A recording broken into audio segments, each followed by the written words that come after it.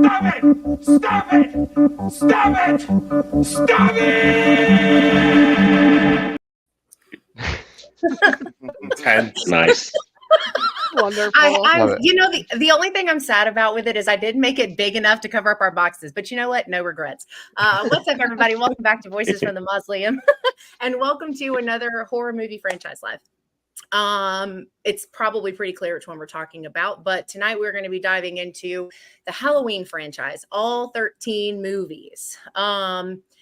Fully loaded. Like, this is as many people we can have on a live that StreamYard will allow based on the money we pay them. So we are like maxed out. So I'm going to give some brief introductions. Robby Horror has actually been on the channel before, but it has been a while. We did a horror movie review. We revisited Hereditary. Robby is apparently a musician, which I think is super cool. If you have been paying attention to the channel, we interviewed Scott for his movie, It Is With You. Robby's band did the music for that, which I think is super cool. If you haven't watched that movie, please go check it out. It's free on YouTube. But Robby also does these insanely beautifully and insightfully done movie reviews on horror movies, and it's just like some of the best. Like, it will make you second guess how you actually felt about the movie if it's opposite your opinion. So thank you for coming, Robby. I'm really excited you got a chance. Oh my, that's the kindest thing I've heard all day. Thank you so much. Yeah, of course, I mean it. Norrin Rad, no stranger to the channel here. Everybody knows Norrin by now, right? If you're not keeping up with Norrin's what is it, I'm drawing a blank. Courage. I couldn't think Courage, the Cowardly Dog. Yeah, that's not right. Courage. He and Steve are doing a breakdown of those episodes over on his channel. Joe the Psychologist is back for another live. Yay! Yeah, you're here for this one this time, though. Look, I really just had too much going on. I couldn't get through the movies. It was a rough week. But yes, I am here this time. I show up for everything else. And you know, Joe is part of Horror Fiend TV. Everyone knows Kat Velour. I believe should know Kat Velour. Everybody's linked channel a lot. Yes, she is here. She's present quite a bit here. And everybody knows the loving and wonderful Steve. Who? Me? Down below. My co-host, my friend, my better half on YouTube.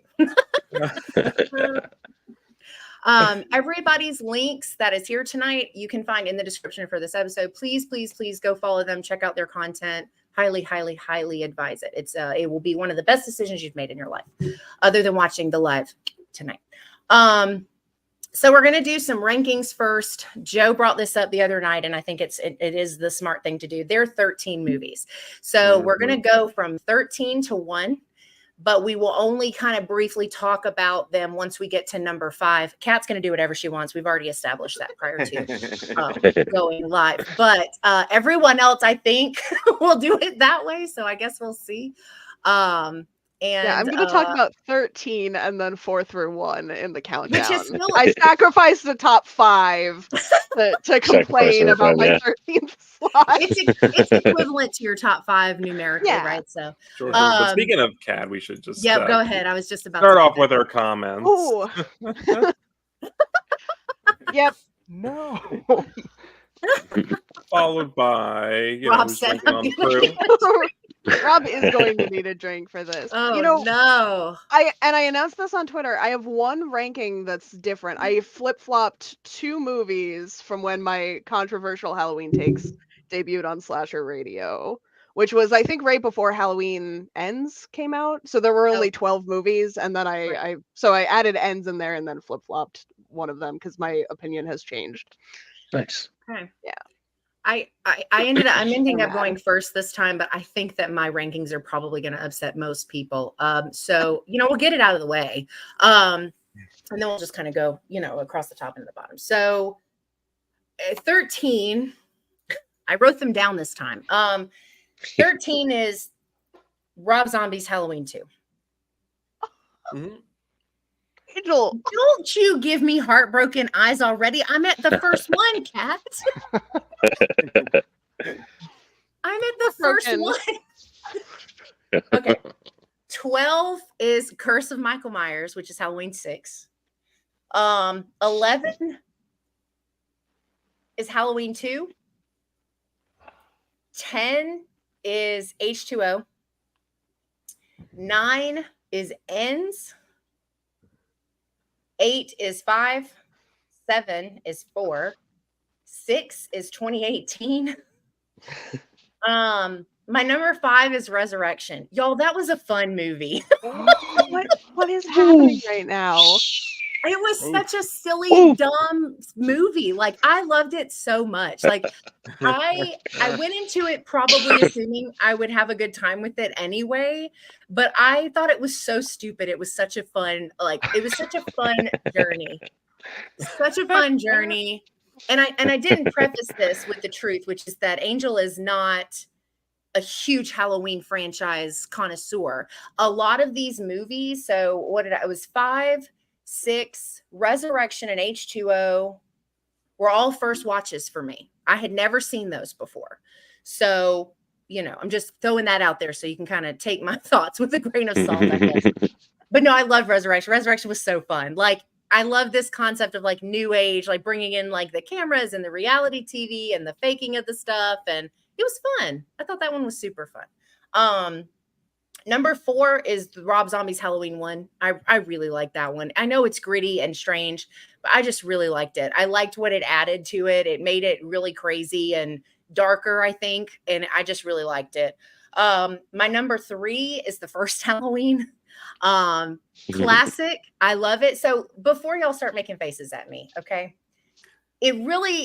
I guarantee you, if you ask me to redo these in a month, the numbers will be different, because I think that my 2, 3, and 4, I probably would switch around a lot.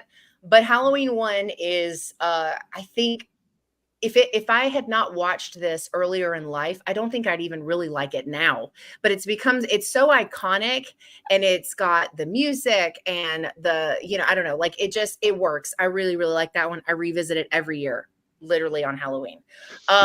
My number 2, you guys can't mute me because I'm like the owner of the account. Number 2 is Kills. Yep. Nice. Muted. I love Kills. Kills was it has my favorite kill in the entire franchise. The shotgun in the car, favorite. I died laughing when that scene happened. I was like, I rewound it and watched it over and over. I thought that was hilarious. So I really loved Kills. Didn't really care too much for the messaging that it was trying to get across, but I loved that it was just Michael and insanity. Like, I was there for that.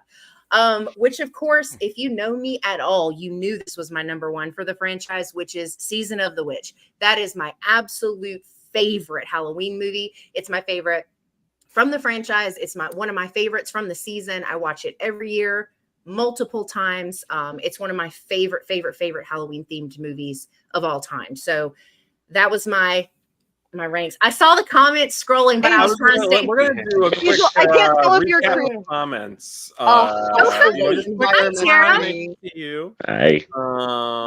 Just prefacing, these better be in the right spot based on the comments to come. I don't think they are. What is happening? Yeah, I was gonna say alcoholism. Yeah, keep going, because Oh yes. Well, a bit, just a tiny bit. I'm getting a headache. Yeah. Just a what? Did I have a stroke? Or I know. Multiple strokes to be had in the chat. Oh, and then hi, Chris. Hi, Chris. And then I don't know if that's just referencing a tiny bit of a stroke. I don't know. Bit of a stroke. Or maybe a tiny bit of redemption. A teeny tiny bit of redemption. You're either creating a very hostile work environment for me after this, as I go into that. How would my opinions affect you've got your own to get to. What? Or you're making me look very normal. I can't tell, but I do love that my co-hosts you're welcome just if that's the arguing case, about your 'cause that's rankings. never the case. Yeah, I know. I really, and I should also add to this too, because the other thing to keep in mind about Angel's history with horror is, other than Poltergeist, I did not get introduced to these classics until much later in life. Like, when I was in my teens and my early 20s, I was like, when I say mainstream, I mean like I Know What You Did Last Summer and Scream. Like that was what that's what I had access to. I probably didn't see the first Halloween until I was almost 30 years old. And that's not an exaggeration. I'll be right back. I only have beer. I need to get like strong alcohol. Oh my! I will be right back. Hold on. Go do it. Redemption. Indeed. But I think that's Cat will important pay. because a lot of people that connected with this franchise didn't come into it as late as I did, and I think that has a bearing on my feelings on it as a whole because I mean, Yeah. it just doesn't resonate with me. But Well, even nostalgia has this, rose-tinted glasses. I mean, I would say we're probably all guilty of it for a lot of movies we love. I have my franchises that I'm like that about a lot of stuff. But yeah, I think I felt like I needed to say all of that before anybody came to. I'm like, it's really just not and really up until probably number 10, I really only disliked the last 3, which was Halloween 2, or not. I didn't even really hate Halloween 2. I just thought it was kind of boring. But Curse of Michael Myers and Rob Zombie's Halloween 2, those I'm just not a big fan of. I have Steve's physicals, so I'm going to go back and watch the producer's cut of Curse before I send them back now that they finally got here. But otherwise, like, I really did like all of the other ones. So I did like H2O. I did like Ends. It took me time, but I got there. 4 and 5 were fun. You know, like I really did like the other ones. I just, I picked the ones that I found the most entertaining for my top 3. So, yeah. Anyway, Robbie, you want to make it a little more classic and take some heat off me and focus on you? Oh man. Okay. Well, just No pressure. my mind was blown and I forgot exactly where I was or what I was doing. But all right, so let me get this straight. So we're gonna go upwards, and then as we get to the top 5, just say a little bit about. Yeah. All right. A little bit about Okay. So my number 13 is Halloween Resurrection, and I just want to say really quick, the idea of having a live stream in the Myers house with all the lore and things going awry once people are in there, brilliant idea. I think the execution of it is very kind of milquetoast a little. I think it could have gotten even crazier. And on top of all that, what they did to Laurie Strode in the opening sequence is pretty unforgivable. And the fact that Jamie Lee Curtis was complicit in all that when she signed up for H2O, we can't even talk about it right now. It's too devastating. But let's move on though. So the next one up is Rob Zombie's Halloween. Next one is Halloween 5. Okay. Then it's Rob Zombie's Halloween 2. Next is Halloween 6, The Curse of Michael Myers. Then it's Halloween Kills. No, I'm sorry, guys. Next one up is Halloween Ends. I'm really sorry, guys. I'm prepared to defend it. The next one up is Halloween 2018. I'm not, as you can see, I'm kind of torn about that whole trilogy. Number 5 is Halloween 2. Now, that one came several years after the original, and in that time, we had a lot of slashers, so it kind of, instead of creating or solidifying a lot of the tropes, it ended up copying some tropes from Friday the 13th, Part 1 and 2, and other ones around that time. What sets it apart is the effort that went into maintaining the continuity in the tone, the atmosphere, the performances from the first one. You could almost splice the two together and you wouldn't really be able to tell where one stops and one ends, or begins, I should say. Except for the fact that there's quite a bit more gore in Halloween 2. And that's ironically John Carpenter's idea. He saw it and was like, no, we need to up the ante at this point. So many other films have come since the first one. We need to add more gore, more eyes being punctured, all this other stuff. But I think on its own terms, it's a really well done slasher. Even though the whole sibling thing is just, even by Carpenter's admission, not necessary, and it was the best that he could do, to kind of keep the story going. The next one is Halloween 3, Season of the Witch. I think it's a wonderful kind of sci-fi, kind of goopy horror film.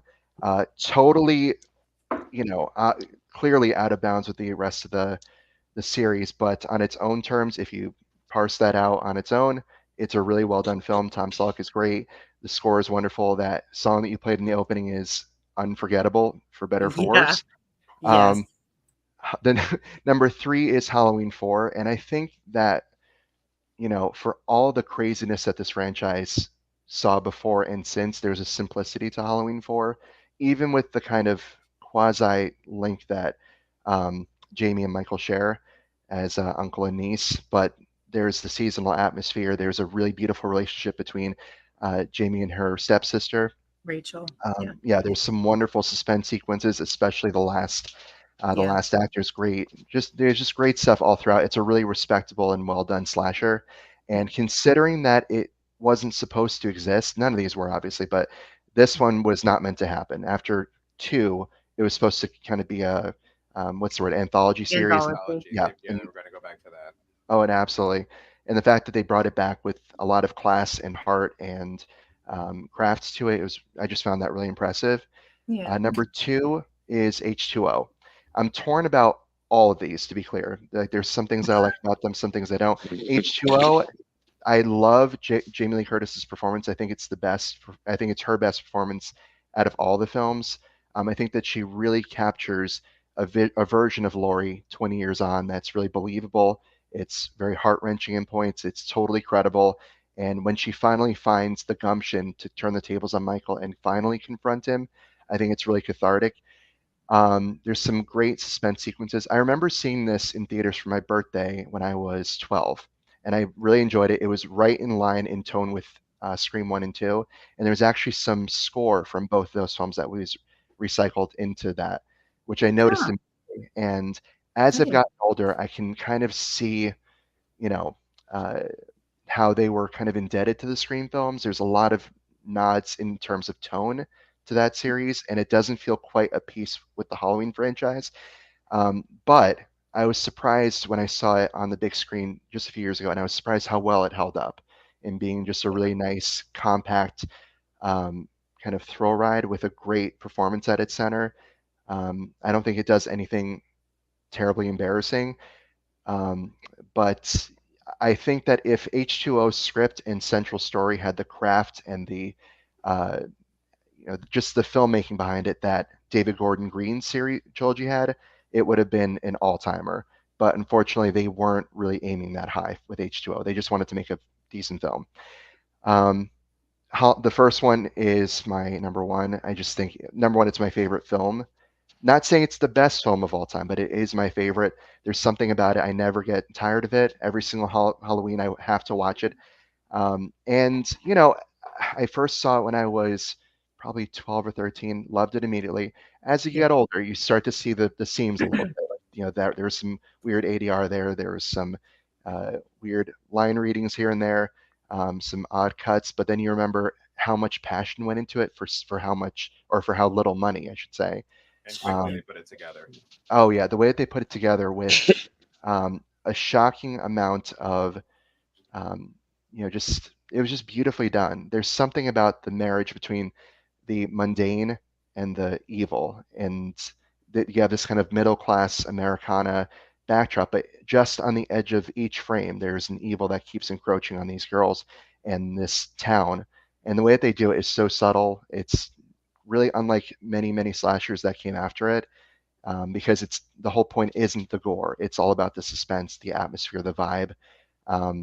You have Dr. Loomis is a great character. Laurie's a great character. Like, so many iconic lines, so many iconic shots, so many iconic musical cues. I just think, for me, it's beyond a horror classic. It is an American cinema classic. And for those reasons, that's my number one. Yeah. And y'all see now why Robby is a part of this live, right? That's awesome. Let's get caught up on comments real quick, and then we'll go to Norin. I have no idea where we were, though. You may have to. I think we Cat were. Cat will pay for all your sins. Cat got her. Joe is my favorite so far. Yeah, that's where we left it. Robby nailed number 13. Resurrection is absolutely the worst. Thank you. Shut up. No, you didn't. Agreed. Sorry. Resurrection will always be. And then I responded because I couldn't help it. I was like, I love it enough for multiple people, Chris. Dr. Chalice is the greatest character in cinematic history, no doubt. Season of the Witch is truly a Halloween movie that grows on you. Yeah, that became a bit of a bandwagon because everyone used to hate it. Now people are finally coming around. Okay, I was with him until he put H2O in. Sorry, Rob. No, you know what? I'm not sorry. Oh. If I can be as Yeah. controversial as I am and I can stick by mine, yours feel You more like stand what by. normal Halloween fans would. You stand by. That's right. Yes, All sir. right, Norrin, let's hear your rankings. Alrighty, so preference to start, how Angel described her relationship with Halloween franchise. I'm basically kind of the exact opposite, how she didn't see it later in life. I grew up with every one of these films. I'd probably say every single one of these films I've seen 10 plus times at least. That's how much I love this franchise. There's only 3 that I dislike. It's the bottom 3, and at 10, from 10 to 1, I give them all positive reviews. So let's kick it off and see what happens. So number 13 is Halloween Resurrection. I think it's atrocious. I can't stand the movie. Rob Zombie's Halloween 2. It's too confusing for me. Just It's too weird. confusing. Halloween 3, Season of the Witch. I It's gotta just go. not my flavor. Mute him. Get him. I cannot. It's just not my flavor. And then 10 is Hollow. So up now we're into positive territory. 10, Halloween Ends. I appreciate what David Gordon Green was going for. He just didn't stick to the landing. H2O, I've soured on it more over years. It's gone down lower. Halloween Kills is number 8. Fantastic Michael performance and great kills. Number 7, Rob Zombie's Halloween. I appreciate, like Angel said, the grittiness of it, and I think it was really good. Like, I have fun with that movie. I really do. Number 6, ironically, is Halloween 6, Curse of Michael Myers. Oh I my think that God. one has legit the best Halloween atmosphere out of all the films on this list. I think Curse of Michael Myers has the best Halloween atmosphere. Now we're gonna get into. Sorry, my dogs are freaking out. That's my dogs. I'm No, sorry. you're cool. It's not that loud. Don't I have worry a about dog, it. You're so all don't good. worry. No worries. So number 5 is going to be Halloween 4. So kicking it off with Halloween 4 is that I told you I grew up with all these films, and you're going to find out that out of the top 5, Loomis is in 4 of them. I love Donald Pleasance. I love taking that journey with him. So the Thorn timeline is my favorite timeline. The reason the Halloween 4 is at number 5 is because there are chunks in the middle that I find to be kind of boring. Just a little bit, like softcore, where I'm like, I could fall asleep maybe at this part, kind of thing. Yeah. Number 4 is going to be Halloween 2018. I think that was a fantastic love letter to John Carpenter's Halloween. It's the closest one to John Carpenter's Halloween, and it might be my favorite score. I've listened to it the most, like for real. Out of all the scores on this list, I think 2018, since it's come out, it just hit what John and Cody did with that score is fantastic. I love it. I jam out to Halloween Triumphant all the time. That track is The Shade For real, Chase it's so Allison. and Yeah. I wish that was longer. That track. Oh yeah. Yeah, there's a lot to love about 2018. I could understand why people would say like they don't like it because it's a safe, what is it? What was the requel? They did it as a requel. It's a safe sure. requel kind of thing because it's very similar to John Carpenter's Halloween. Number 3, we're going to talk about number 3. I am wearing my Team Tina shirt, # Team Tina.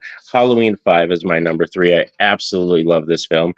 I know for a fact it did change a lot of things, and that's why some people dislike it. The Myers house looks completely different.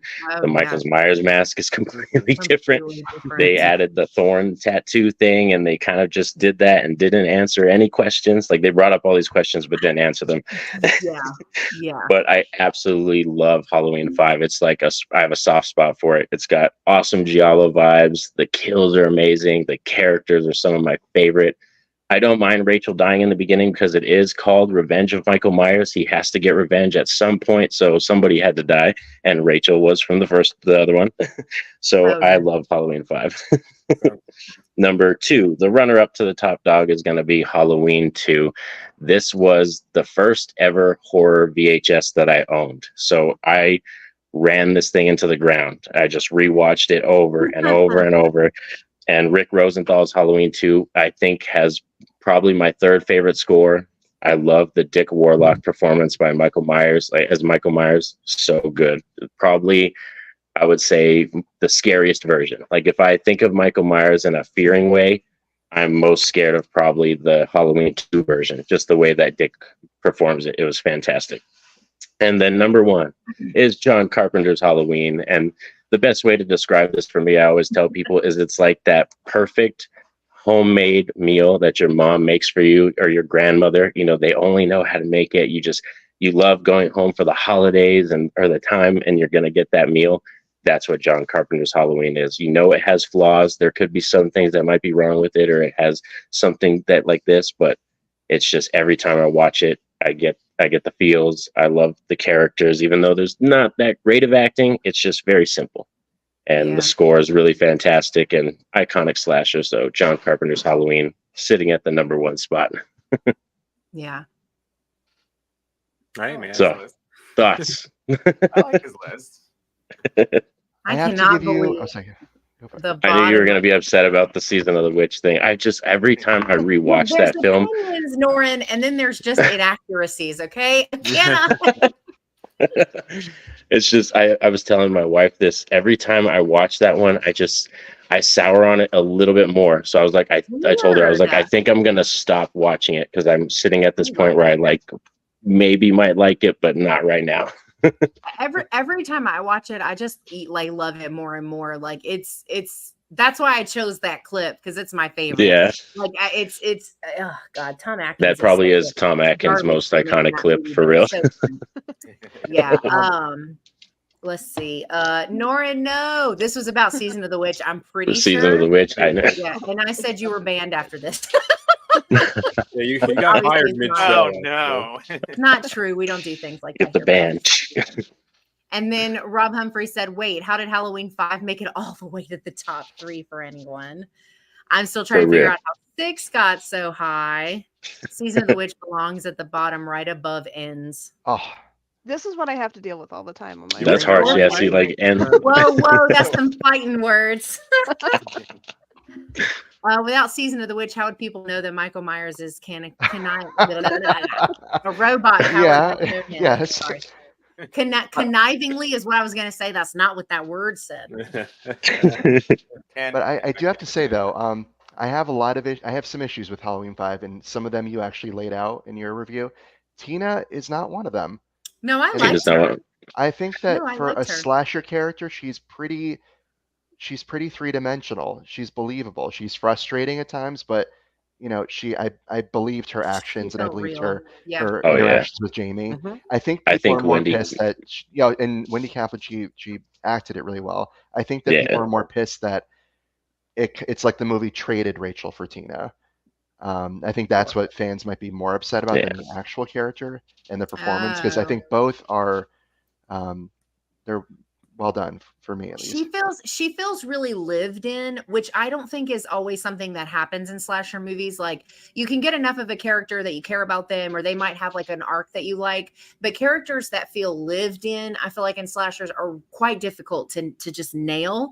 And I think she felt lived in. Like, I felt like she felt like someone who, like, I felt like she had existed as this person her whole life. You know what I mean? I think that's exactly it. She's, I can't Yeah. argue with people who think that she's frustrating, but she's not frustrating because she's just not a believable character. She's frustrating because she, as a character, makes decisions that are inherently, problematic to people, like leaving Jamie because she wants to just go forget everything and go have a good time. I believe that someone of her, what like a teenager teenager would would do have that. done that? I mean, what teenager? Any teenager? Would Yeah. Exactly. Yeah. Right. Yeah. And then we got 2 more, and then we'll go to Joe. Someone ban Alice Real. Well, I actually want to let Kat go before me, so that way she can, like, basically get hers out of the way, and then so maybe after me, so that when me and Steve talk, whatever she says, the ones that are all angry with her right now, Yeah. get all of I'm in the middle. You gotta know her co-host. They aren't forgetting anything. They've got a tally in their head. I'll say we might sit there and just cleanse. I don't know. I'm worried about Steve's list, so. But I appreciate I it. think, based on the comments, I think a lot of people are going to be worried about my list. Oh shit! he made a comment earlier and something about a character. I'm like, oh god, this guy's. Oh, I know. Steve's got Ends Love. He's got that Halloween Ends Love. He does, yeah. Which stems from Thorn Love, and it's that is true though. I've got reasons. Steve also sets you up thinking that he's gonna tell you what you want to hear, and then he just will say random shit that's like, not what you wanted to hear, and it's quite the opposite of what you wanted to hear. And then he's like, "Oh, is that a big deal?" I try to like ease into the tough stuff. That's like therapy sort of lingo coming in.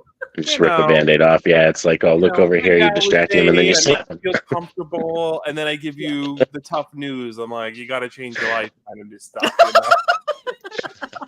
know? Who knew that you being a therapist would play into your hot takes for horror? Plays into everything. It probably doesn't have to, but I make it.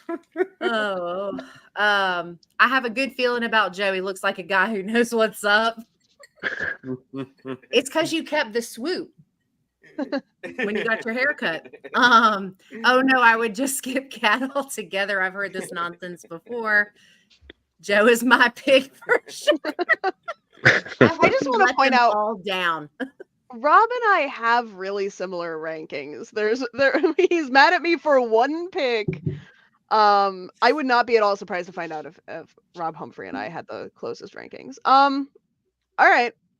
But yeah, I'm ready to get into this. Okay.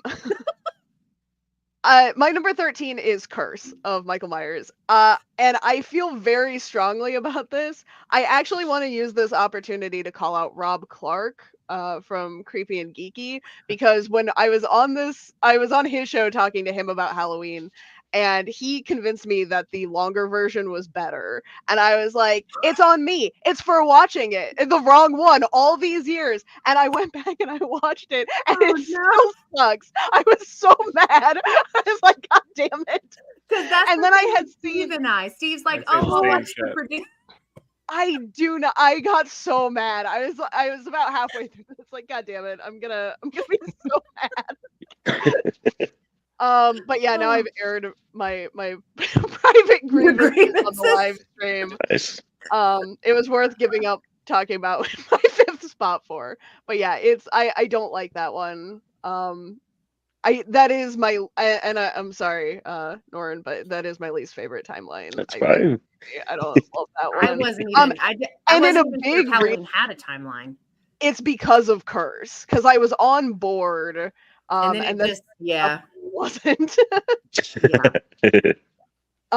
So my number 12 is Halloween Resurrection. Number 11 is Halloween 5. Number 10 is H2O. 9 is Rob Zombie's Halloween. Dang. 8 is Rob Zombie's Halloween 2. One of my spicier takes. 7, sorry, Rob Humphrey, Halloween Ends. I appreciate what they were trying to do in Ends, but they didn't do it. I have to judge the movie that they gave me, and unfortunately that movie was Halloween Ends. Number 6 is Halloween Kills. Nice. Number 5 is Halloween 4. This is actually the biggest upset to my list, because 4 got moved down so that I could have my number 4 spot, Halloween 3, Season of the Witch. I'm here for that. I'm happy that it's in. It was always in my top 5, but I'm happy to see it climbing a little bit higher. I actually, for the first year, watched this movie like not at Halloween. I'm a big seasonal movie watcher, and I watched it for St. Patrick's Day this year, and I had just so much fun. It's a great movie. It's just a fun time. I wish we could have gotten more of these chaotic anthology sequels. Yes. As opposed to the multiple branching timelines. Yeah. So my number 3 is Halloween 2, which I think is just a great continuation of the original Halloween. It picks right back up. It gets into it. It's a little bit more bloody. This is oh my God, I've got Tom Atkins on the brain. I almost said Dan Chalice. It's a great Dr. Loomis, not Dan Chalice, wrong doctor. It's a great performance for him. He's so funny to watch in Halloween 2. I think if I were just ranking like Loomis performances, this would be my top pick, because he's just so entertaining in this one. And then the take that got me almost kicked off my show, my number 2 spot goes to Halloween 1978. I love, if I were doing, and I talked about this on the show, I talk about it every time I do a ranking. If I were doing critical best, this would be an easy contest for number one, hands down, no complaints. I love this movie. This is one of, like, it's a great horror movie. I have a lot of nostalgia for this one. It's critically very well done. It builds suspense well. It's got that autumn atmosphere. I have no complaints about this movie. But my personal favorite is, my number one spot is Halloween 2018. I did not have the experience of seeing Halloween, like the original, on a big screen, and I never thought that I'd have anything that kind of lived up to what that experience would have been like, and it was something, my dad was a big Halloween fan. This was the one horror franchise that he was really excited for me to get to when I started liking horror movies. He talked about seeing one on the big screen, and I was just always kind of envious of that. I feel like 2018 gave me that. Like, it felt so nostalgic for the original Halloween, and I love the shots in the background.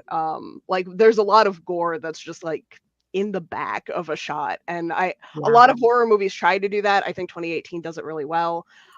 Love the David Gordon Green concept of the trilogy, and I think this was the one where it's on the steadiest footing. I absolutely, and the score, we talked about that a lot, but and also this is my favorite Laurie.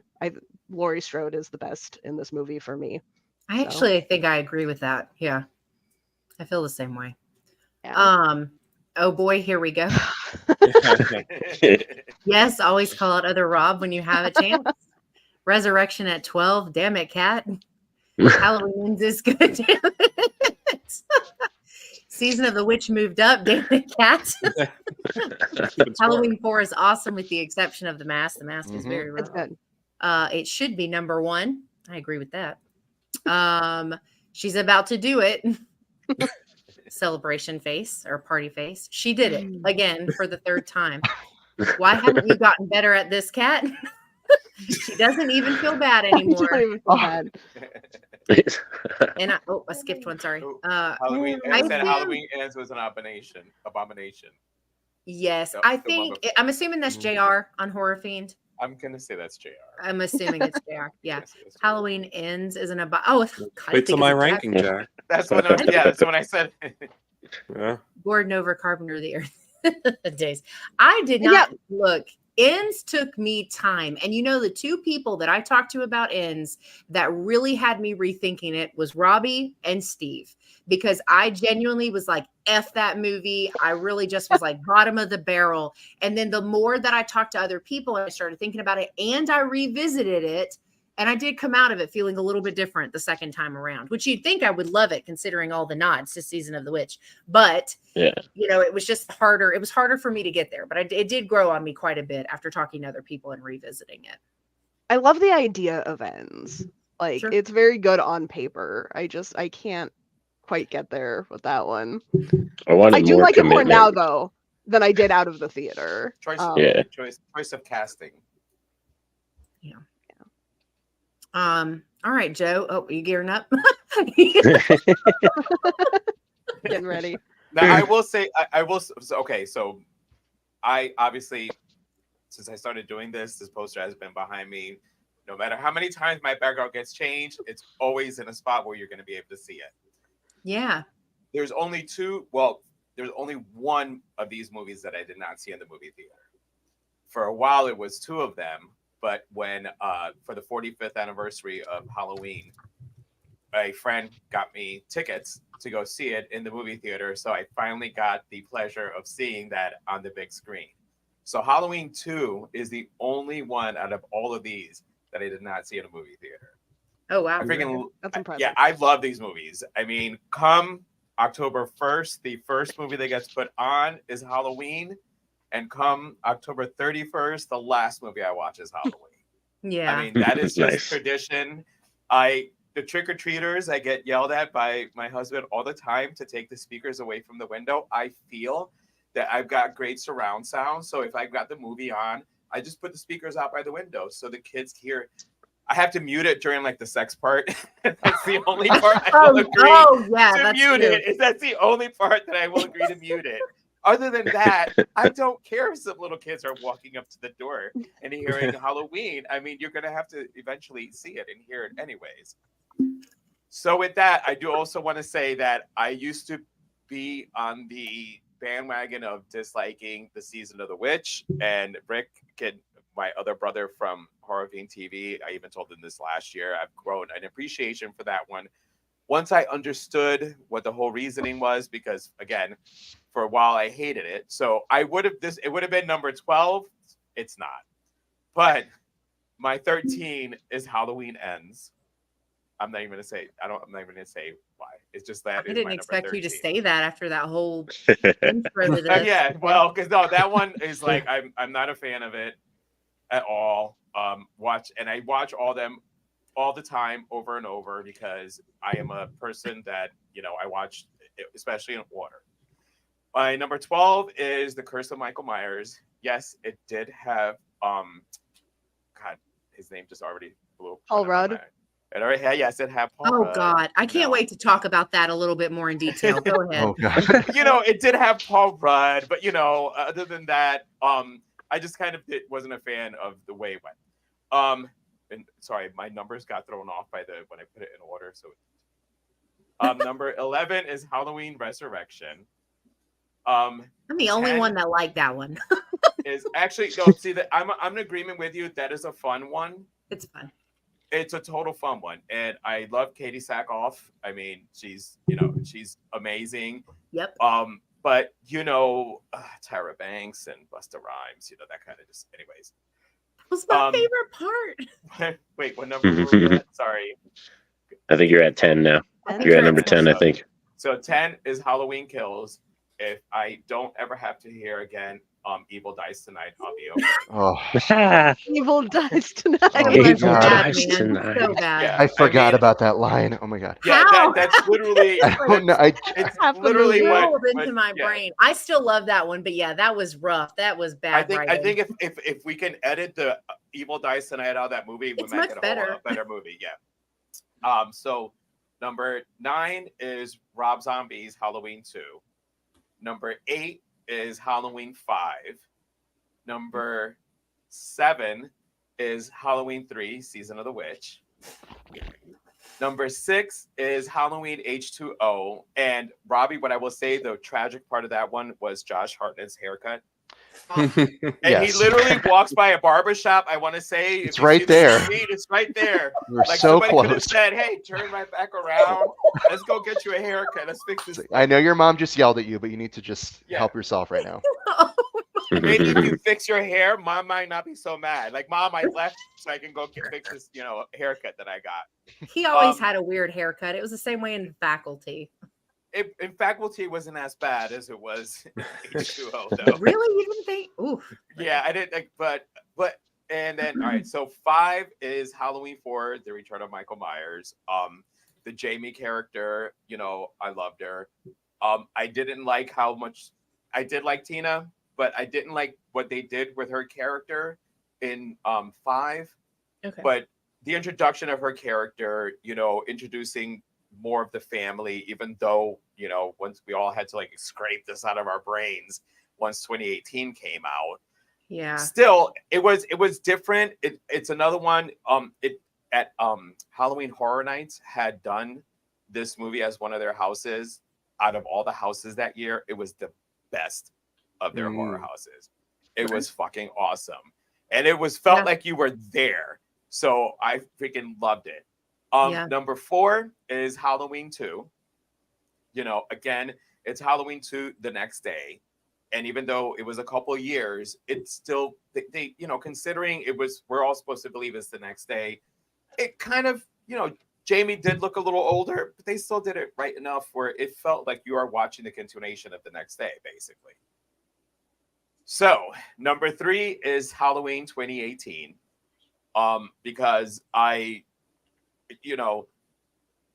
you wanted to find out what had happened to Michael while he was at the asylum, and basically everything he had been going through there, which is why Halloween 2.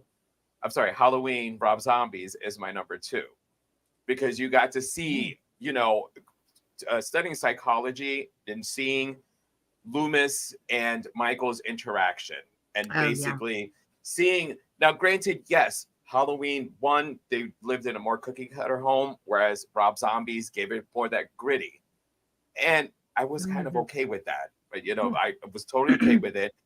It's no excuse for the stuff that he did, but what I liked was seeing the years in between there with Loomis and Michael, and Loomis finally saying, I can't fucking help you. Yeah. Like, I'm done. And that's what made him snap to go out of there. And obviously, number 1, Halloween, 1978. I mean, it's what started it all. I mean, I know if none of y'all knew this, the next time you go to watch this, and I'm pretty sure I'm going to say Norin and Robbie might know this, but so when you rewatch it, the scene where Michael's behind the bush or the shrub, and she walks up and she turns around, you'll see John Carpenter's smoke from his cigarette puff right behind her. Obviously, the movie was supposed to take place in Illinois, but they shot it in California. So what I loved was how tedious they had to make those leaves. It look like fall. Yeah, and they had to scoop them up carrying again. around They had to pick them up again. bag of leaves. Yes, Yep. your job was, okay, we want you to throw this all around, make it look good, and now you Now got to go get it 'em. all up. Pick it back up and redo it over here. That's supporting leaves in a horror movie. There you go. Oh, it was. I mean, when I learned that, I was Played by like, Meryl oh, that's Streep. freaking awesome. I mean, I grew up in Connecticut, so you saw those leaves. Same. And to see, the work that went into this movie, again, it was a quick turnaround. It wasn't filmed, basically the way that most other movies are being filmed. The score is, you hear any of those keys anywhere you're at, especially if you're in a haunted house, and any key from any one of those come on, that Michael's about to come out of somewhere. Yeah. I mean, but yes, as you get older, what you do sometimes now is, where it went from scaring you, you kind of laugh at some of the scenes, like, when she gets choked out in the car, like you're watching it now. I'm like, it's kind of very pornographic sometimes, but it's like you sit there, but when you still love the movie, but you can make the little fun of it. It's still one of those that holds. And, like Kat said, she got the feels when she got to see him, in the 2018 on the screen. When I got to see him on the screen, it just was like, this is why, it's the epitome of horror. It's it introduced us to the, final girl. It is not Jamie, by the way. It's actually Jess from Black Christmas. She's the original final girl, but that's a whole other topic. Who's the original final guy? Fuck you. Would it be Dwayne Jones from Night of the Living Dead? Actually, what? So no, it's a. So we had done a movie, and we were talking about Ash from Evil Dead. Yeah. And I was a little bit on the wasted side, and came to the realization that Ash is the first final guy. And I think I might have repeated that. I don't know if JR is on here; he can tell you the number count. I think I might have said it 100 times.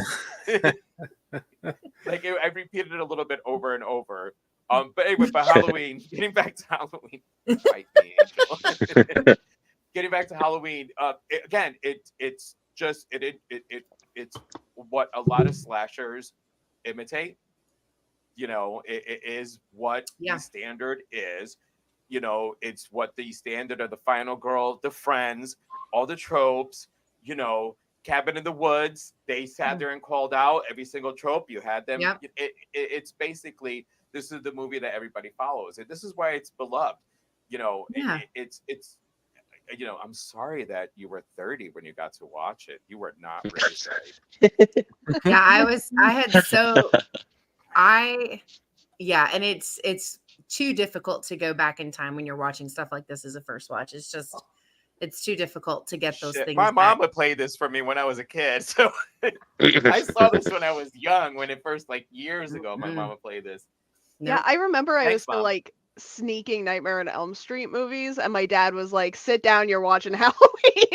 It's like, screw Freddy. I didn't really like grow up in a Freddy horror also. house. My dad was like a big sci-fi junkie, and my mom is like westerns in black and white. So it was just something that I didn't get to do unless my sister was showing me things, and it was usually things that were newer because that was the stuff she wanted to see because she'd seen all the other stuff. So it wasn't, but it's okay. I'm caught up now. I've officially seen all of them.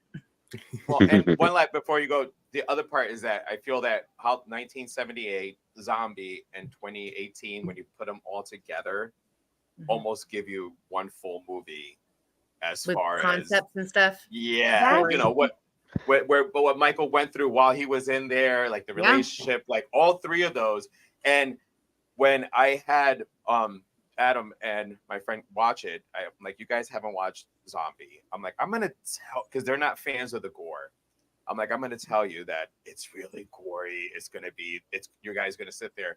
When it was done, they were like, I kind of liked it because of the relationship or the explanation, the relationship that you got to see. Like they felt it made me think, so this is why Michael is doing this. And that's what they hated the gore part.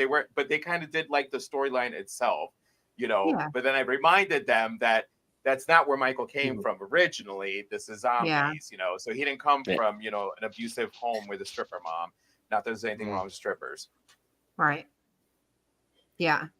Especially not if they look like Sherry Moon Zombie. I will say that that might be the trilogy that I do, because last year I tried to do the David Gordon Green trilogy, and that ends on Halloween Ends, and that's kind of a mood kill. So I might try that this year, where it's like Halloween, Rob Zombie. And then I mean, like, again, and looking at it, part of there's a little on the psychological part. Even though I hate psychological horror, the elevator horror stuff, it's just. For me, it gave you which was the strongest point of the movie was Dr. Loomis and Michael Myers, and most of all, their relationship. Yeah. So that's why, like, when you put Zombie in there, you can take out all the other gory stuff, but if you look at them two interacting, him trying to save him, and then you go to 2018, Loomis is dead now. Like just almost like this is a great trilogy all on its own that you can put together if you want to get kind of like a Michael thing. Yeah. Robby's not happy. Like he's good. His face is he's like me. I have a lot of sorry. Are we gonna circle back to all this, or should I? We are absolutely gonna circle back. I'll get caught up on comments. Steve will do his, and then we can have at each other's throats. Ends is nothing but a bromance gone wrong. The way he looked into Michael's eyes and fell in love. But to each their own. It's cool that people have different opinions. I just came across this channel. I'm loving every minute of it. Keep up the great work. Thank you. Thank you, Jack. We like it here. Here comes Joe. Show him how it's done. Joe out here taking shots to prepare. We touched on this already, but Evil Dies Tonight is the worst catchphrase ever. Did anybody bring up 2007 in their rankings? I love that film to death. We included why like whenever I think of 2007, that's Rob Zombie, right? That's Rob Zombie. Yeah. So when I did an episode of this for remakes, I kept saying 2018. Like I don't know why, but I keep messing up that in my head. Anyway, it doesn't really matter. I didn't say the year. Didn't say the year. We keep referring to it as Zombie. As zombies, yeah. We've all, like I realize all of us have done that so far. Yeah. Steve's gonna change it now that he picked up on it. Yeah. I always just say zombie. Zombie 1, Zombie 2. Mutes the sex scene, but the killing screams. He puts all the volume up. Yes, sir. I give up on Joe. This was early in your rankings, by the way, that was sent. I think it was the first one. I think it was Ends. It was. And then, Ends number 13. Joe starting out strong. Ends is nowhere near top 6. The Gordon Green trilogy failed at trying to make Laurie cool. She was a less cool Sarah Connor. I did not like Ends Laurie, but I understand what they were going for, but it just I think the trilogy failed Laurie, but I think 2018 did a really good job with Laurie. Yeah. But ironically, it's Ends where they deliberately tried to make her behavior more like the one that we knew in 1978. In 78. Yeah, Yeah. a lot of like that when kind she's of flirting with the By cop then- and stuff the like twirling that. the hair and the kind of, it really, I think it did, for me, it did the best job of connecting those dots so that It was it's her healing recognizably the character. same person. It was Yeah. the bridge. Because by then we'd had all the other versions though. So it was like Yeah. a bit of a whiplash. Yeah, Gordon should do Lifetime films. Gordon killed 2 classic franchises. Oh man, Gordon needs a foot. He needs really jail rough. time. Jesus Good grief. Christ, North Gordon. Resurrection way too low and H2O too low, but all in all, Joe is the champ so far. No, I refuse to accept Rob Zombie's White Trash Halloween as number 2. He has to redo his ranking. Listen, Rob, I'm only sticking by that for the fact of the Loomis and Michael in the hospital part. Yeah. How's it going? Hello, Travis. I'm in the minority who doesn't like the original, but love a lot of the sequels. Nice. Joe representing. Travis. Robert England said he'd worked for a couple of days as one of the guys who picked up and moved the Lees on Halloween. Oh, Try to. Oh, yes, I love that. Blasphemy. I don't know what this part's in regards to. I think Yeah, he forgot. He said it every No, 5 Ash, minutes. yeah. Ash Oh, is Ash. the There you final. go. The first one. But when he would say Ash is the final guy each time, it was like a surprise. Yeah, he would go, Ash is, like every time. It was so over the top. There is a blooper reel if you interested, and go to Horror Fiends YouTube. There's a blooper reel where it's just him saying that over and over and over again. It's hilarious. What's up, Albert from Blood and Bruise? Hey, Thanks Albert. for coming by. Well, Joe let me Uh-oh. down. A lot of pressure on Steve to pull this Oh, together. no. Don't put that on me, Rob. Oh, no. Best horse for me, 2008. Oh, best. I was about to say, okay. Last one is H5 Resurrection. I'm the only person alive that likes Resurrection. Sup, Blood and Bruise. I can't with Halloween Ends. Michael got his ass handed to him by a dork in the sewer. What's up, JR? Rob Zombie 2 is bad. You That leave that dumb horse horse. alone. Stop. The horse had nothing to do with it. All right, Steve, you want to do your rankings, and then we'll kind of do a free for all, I guess. All right, get ready to clutch your pearls, everybody. All right. My shots, Yo, Steve said your phrase. Good. I know. All right, number 13, Resurrection. I love that it is the first sort of live stream horror movie, like with the modern concept, but not with Michael, please. And then say what you will about David Gordon Green, like this is the worst they've ever did Laurie. Like that's horrible. Like I don't shame, even shame, remember shame. that part about that. Shame, movie. shame. Shame, shame, remember shame. that You need the one. shame done on you. And then RZ2, right? I said that's Rob Zombie 2 12. for 12, and then Zombie 1 for 11. Sort of like what Norin. Sort of what like Norin said. 10 and up. I enjoy. Like I will watch these movies any day, anytime, and I'll have fun. But yeah, so number 10 would be Halloween 2. Funny enough, I found myself on rewatch not giving a shit about those doctors.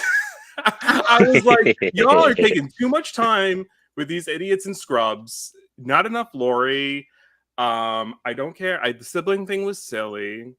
There's a lot of off-screen deaths in that one. There's a lot of off-screen deaths. Oh, that's true. Yeah. Off-screen Yeah. deaths. It's not as effective. I love the finale with Loomis and Laurie and the shooting and the eyes and the blood. That's iconic, but one scene does not save a movie to me.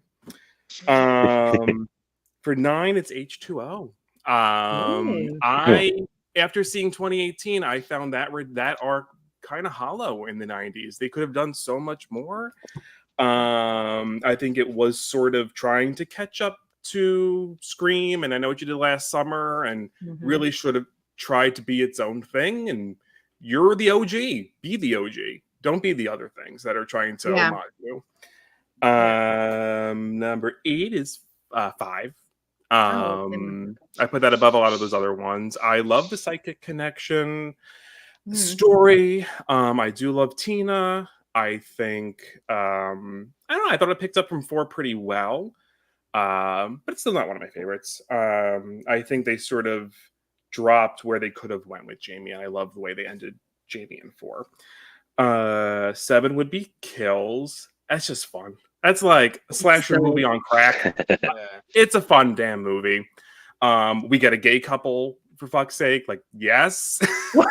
Big John, Little John. Big John, Little John. The problem with that is that one of them was Stuart. Yeah, I love him. I know. So he's a fantastic actor. He's like, yeah, don't get me wrong, but you know, when you see him, you can't help in your head going, "Look what I can do." He's in the Leprechaun franchise too. Mm-hmm. Yeah.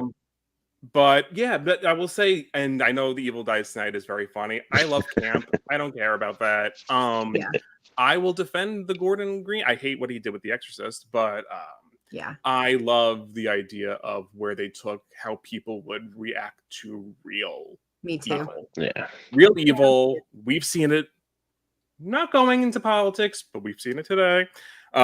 Crazy things happen in this world. And I think David Gordon Green was tapping into what was happening in the ethos and injected that into Halloween in a paranormal sense. It's like, so, and then number 6 would be Season of the Witch. I love that movie. That one on rewatch over the last couple of years, it's just like getting over the disappointment. I think for so many Halloween fans, right, it was getting over the disappointment. It's just that it's not Michael. It wasn't Michael. And I think I had to get over that, like, quirky little 10-year-old coming out of Blockbuster with VHS being like, what is this? And like, damn, this is a fun Halloween movie with great vibes, a cool sort of witchy, druidic story. And yeah, I liked it. So top 5. Number 5, the producer's cut of Halloween 6. I think Nice. Steve actually put it higher than me. You're the first person that put it higher than me. Yeah. This is a fun, grungy 90s film. I think it has great atmosphere. Yeah. Definitely. I think I think that, not to spoil too much because I know you haven't watched it yet, but I think this is the best ending for Loomis in the producer's cut. I love sort of this gothic, poetic ending that he received based on his obsession with Michael. And like, you are now cursed. He's the one that's cursed now to be this caretaker of, you are now forever cursed to follow this thing that you've been obsessed with for 30 years. You know, so it's quite interesting. I think it's beautiful. Sort of a modern gothic tale. Then number 4 would be Return. I think Jamie's fantastic. I wish they ran with where they ended with her, and this is why the one above it is going to shock a lot of people or anger people. Because it's number 3 is Ends. Because I know you got a lot of love for this one.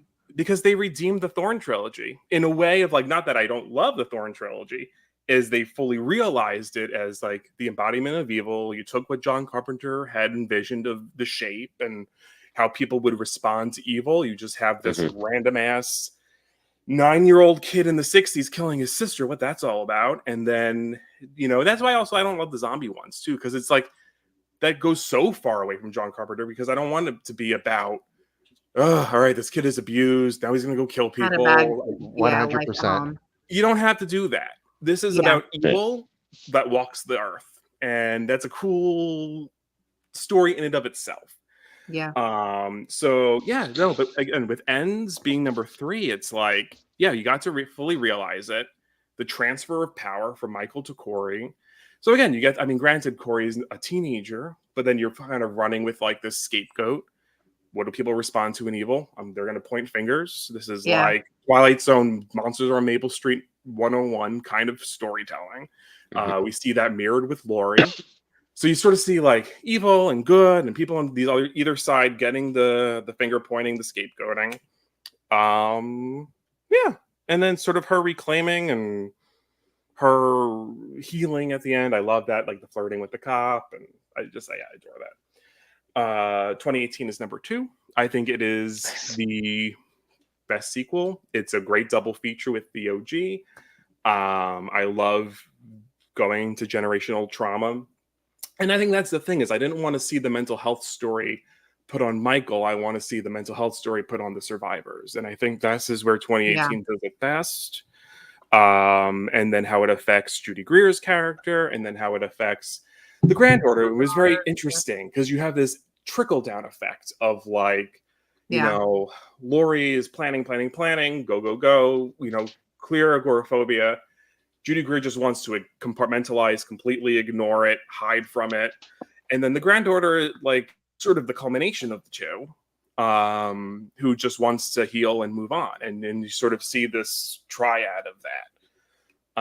And then the original's the original. I don't need to repeat what everybody said. I think obviously we love it for a reason. Yeah. So yeah. Whew. So Steve, I want to ask you a question, Steve.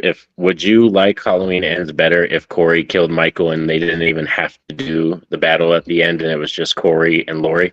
I would have. And just Corey and Lori. That would be quite interesting. I think her kind of putting the kibosh on the evil transferring. Like, I think that would have been better too. If Lori could have just been like, no, this ends here. It's not going to go from Michael to Corey or to anyone else. Like the sheep. Yeah. Evil dies tonight. Hell yeah. But yeah, no, her ending that line of evil would be, because I think then really if you're going to do this generational trauma, evil getting kind of passed on, you know, it doesn't die, it just takes new shape. Like at least her kind of ending that lineage of evil, where she's ending her lineage of generational trauma, would have been a better. I mean, it still happens. This is with Michael instead of Corey.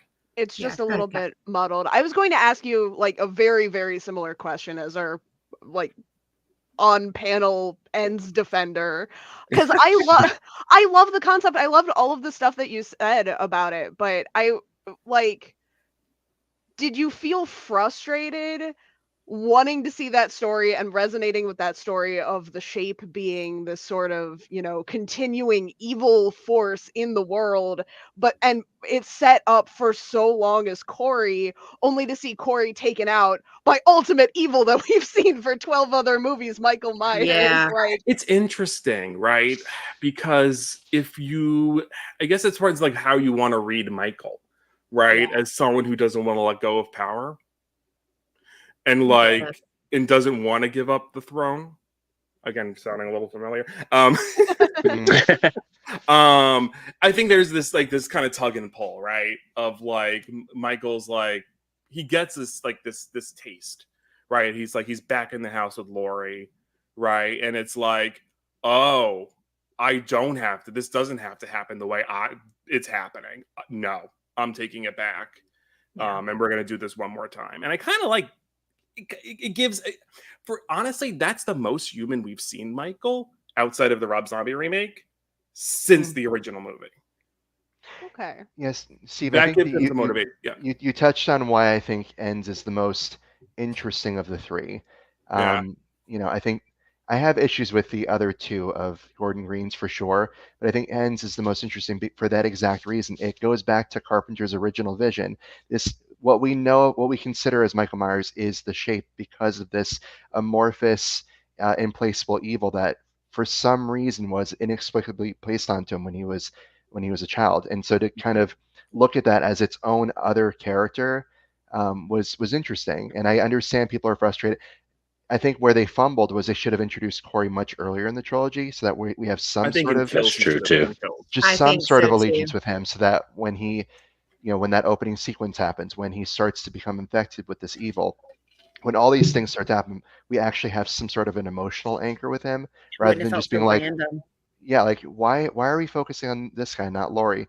But all those things aside, I think End is the most interesting of the three new, like the requel trilogy. Hear what you're saying. You know, I would have loved if the opening scene in Ends. I mean, it works as a really shocking opening scene.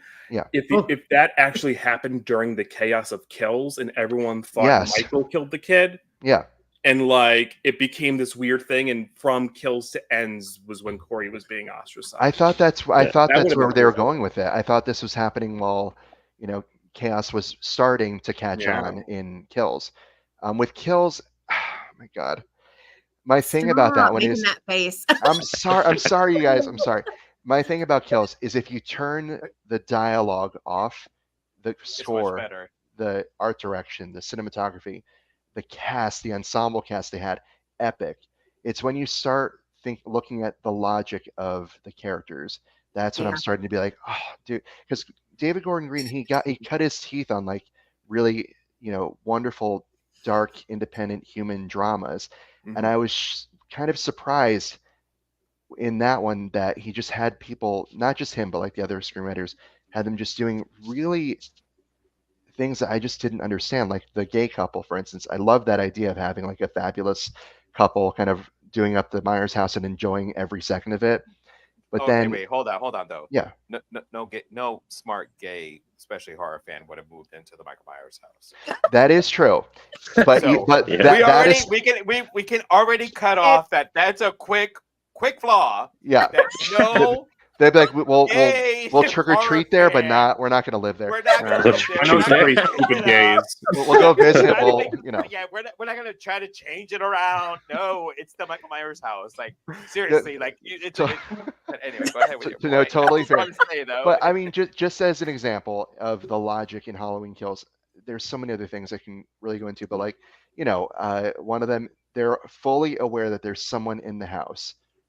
And instead of getting out, they decide to go explore with a butter knife or whatever, like a little tiny knife. Yeah. And I'm just like, granted, we're talking about horror movies here. Like, sometimes people do silly things, but when you start to push the boundaries of credible human behavior, that's when I start to be like, it loses me. Remember, in this world, there is only one Michael Myers killing. So this town has not spent 40 plus years thinking about him. Except for the ones that survived that night. Yeah. Like the ones at the bar, right? Yeah. So I think people, it's like, you sort of like you fail to repeat history, if you're not paying attention to it, right? So I think a lot of people are so desensitized to it. I mean, we even get it from the teens in 2018, right? Like they're blowing up the pumpkin, right? And they talk about it so flippantly, like because 45 years ago, a couple of teens got stabbed. Like no big deal. Worse, Yeah. And I think that is true. I mean, there's other decisions I'm thinking about, like for example, Lonnie going in alone, knowing full well exactly what's in there. I was like, and granted, he's with his child and with his son's girlfriend. So that I was kind of like, it just was confusing to me. And really quick, because I know that there's some 2018 defenders. With Halloween H2O, Laurie's trauma and the way that it embodied itself was believable to me, just because. Yes, they already tackled that. What's that? They already tackled that. In other words, keep going. Oh, sure. Gordon Greer's is her trauma. We did it in H2O. Yes, but like with that one, Halloween 2 was folded into that mix. With Halloween 2018, where I got tripped up was the extent of her trauma when really she had an encounter with Michael 40 years prior to that. It was very brief and obviously horrifying. Did you guys find it a leap that this is how Laurie would turn out to be? No, because I found no. Trauma impacts everyone differently. It does. And like with Laurie and H2O, it was like, she ran away and changed her name and sort of started a new life, which is kind of a big extreme. Also believable.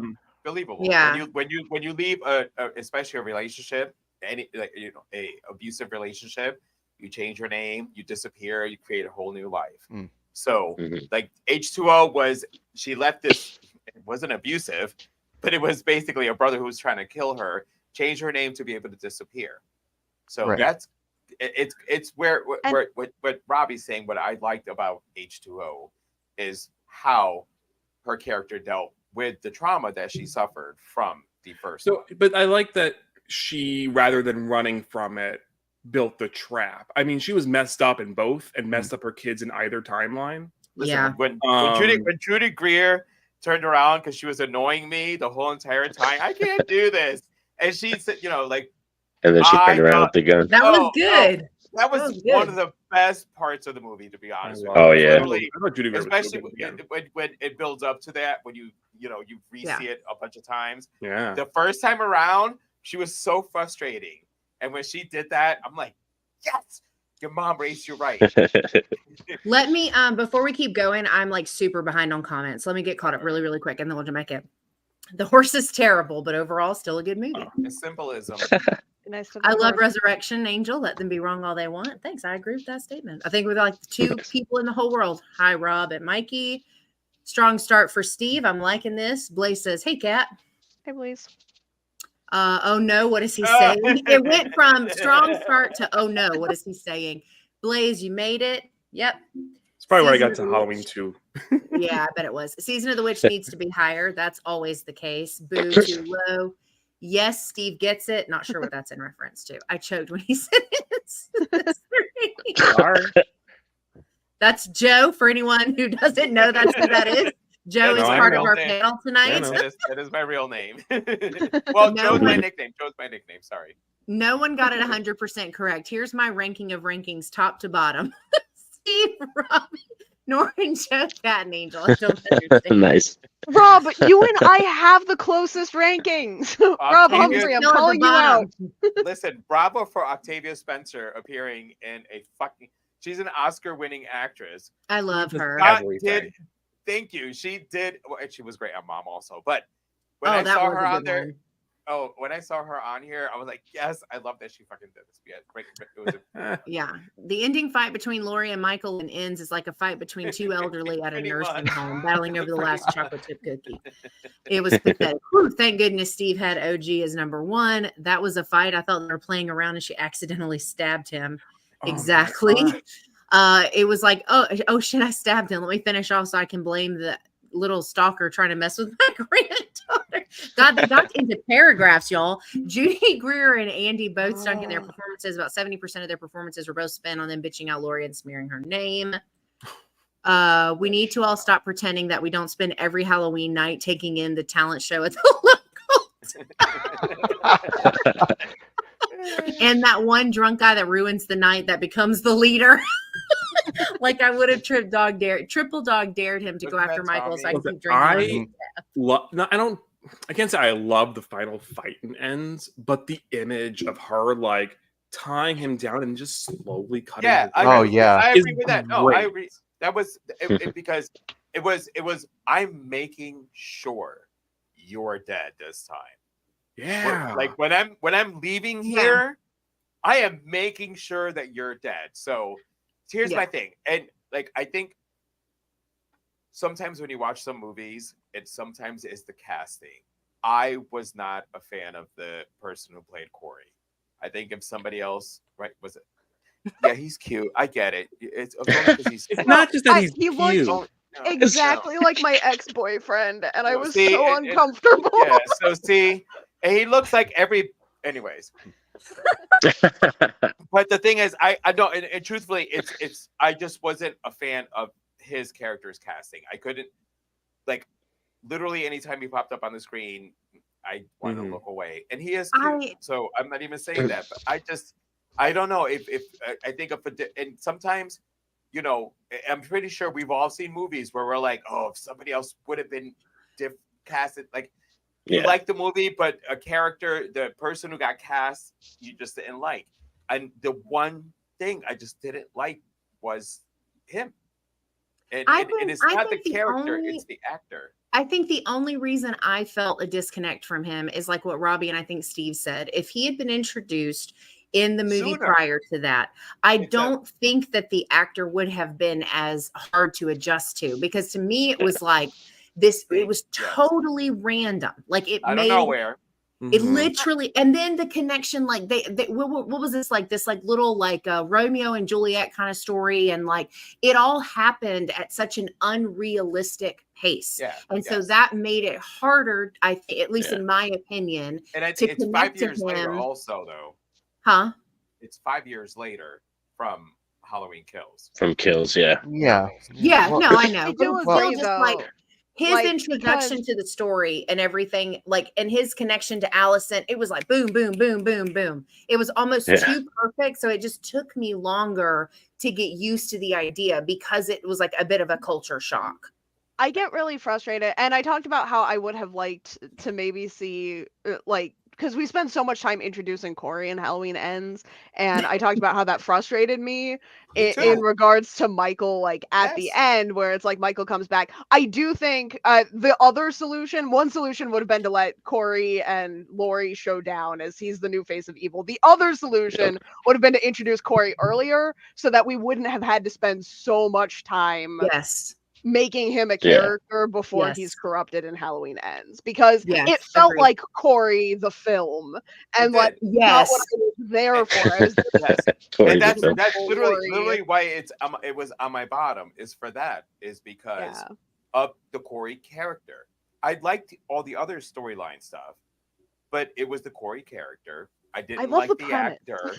You know, if it would have been introduced before that, so that way we knew that all this was going to tie up into this one character, but it didn't. So what did they do? They made the movie very heavy on him.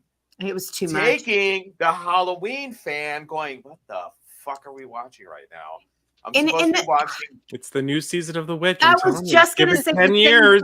I was but just fine. Season of the Witch. I would have been okay with that, as somebody said, if they would have introduced the character beforehand instead of making the one movie so heavy on him.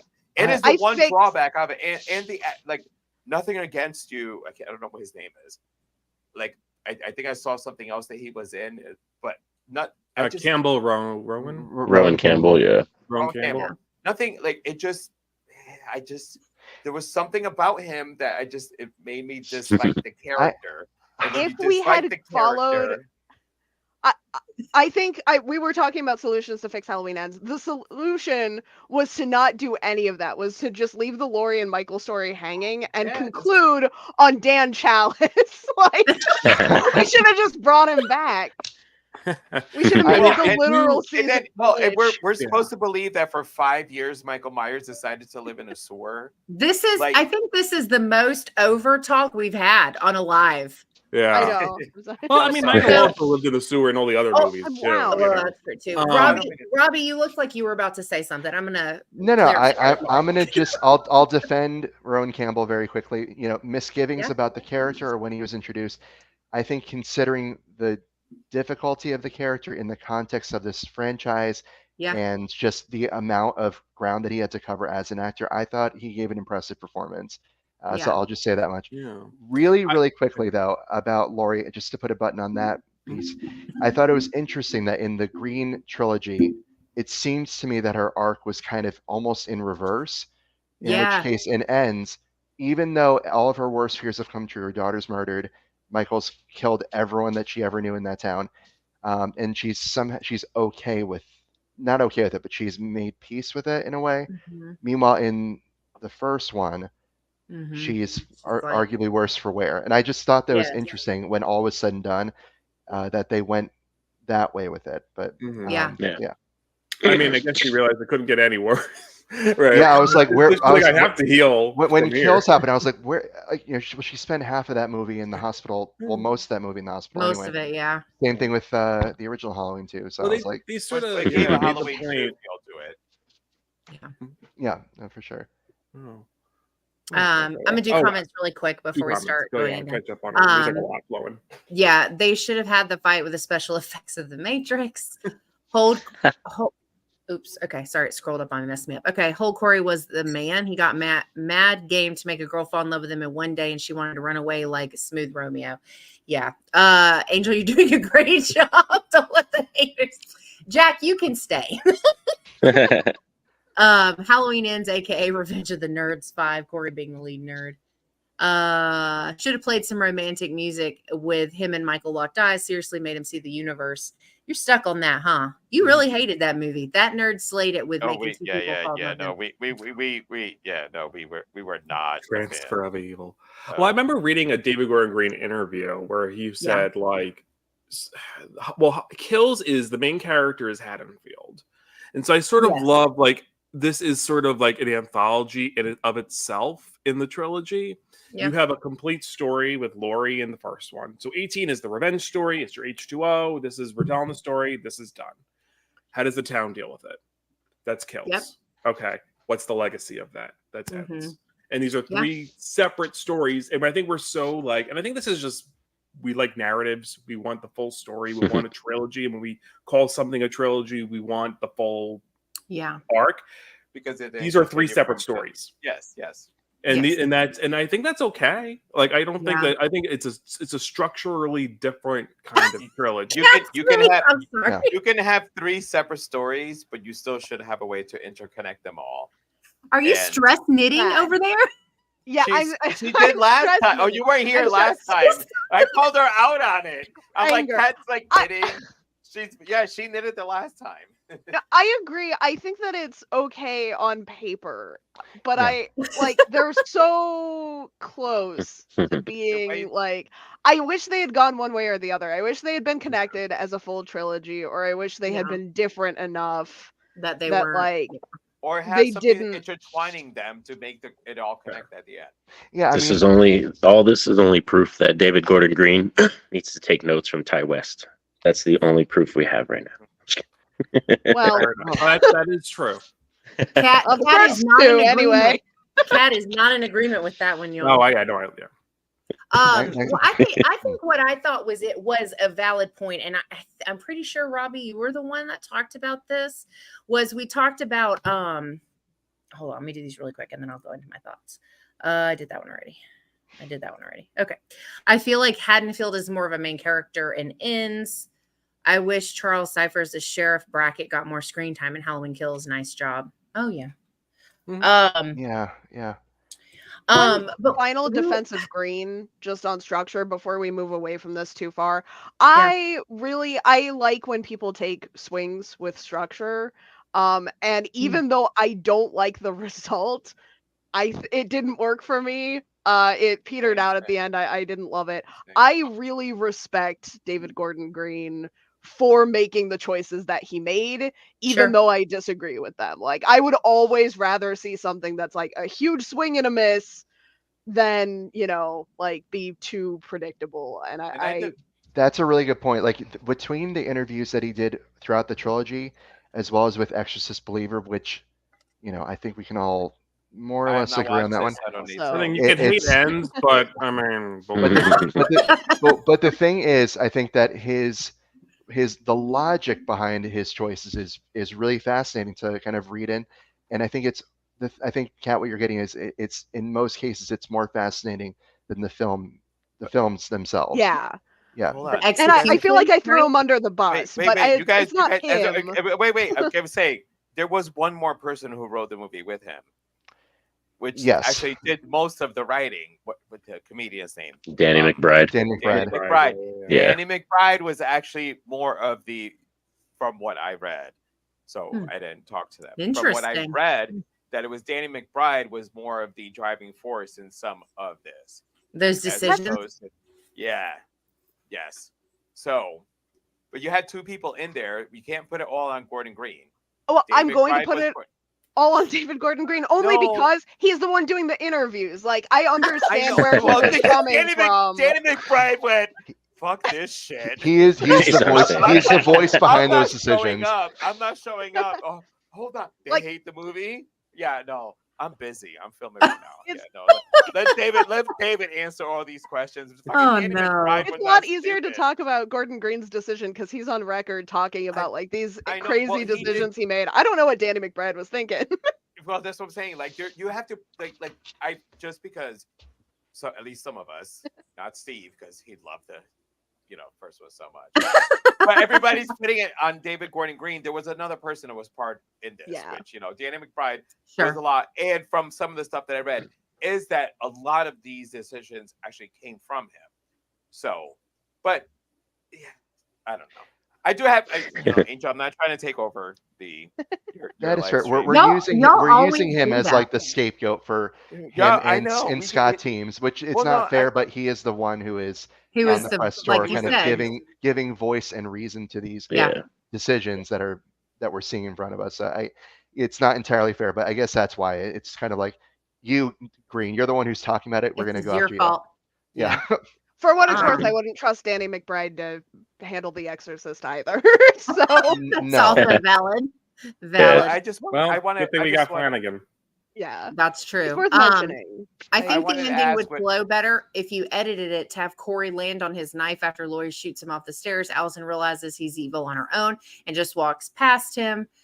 Basically, Lori keeps up her hand, shoots Corey, accidentally kills himself. Lori fights Michael. Allison comes in and helps. The Exorcist believer is better than people. Why did I even click on that one? I don't. Continue with him. I agree with Kat. Okay, sorry. Oh, shoot. Okay. Allison is the worst character, not just in the Halloween franchise, but on horror as a whole. They should have cast someone better. Her performance was it was non-believable. I liked our friend, the babysitter, though. She was the better one. Oh, yeah. Oh, the babysitter. Was it Jack in horror?